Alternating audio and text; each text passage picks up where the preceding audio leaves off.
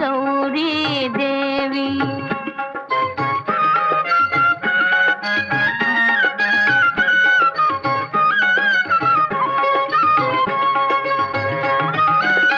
కొలిచే వారికి కొరతలు లేవు, కలిగిన బాధలు తొలగజేయు.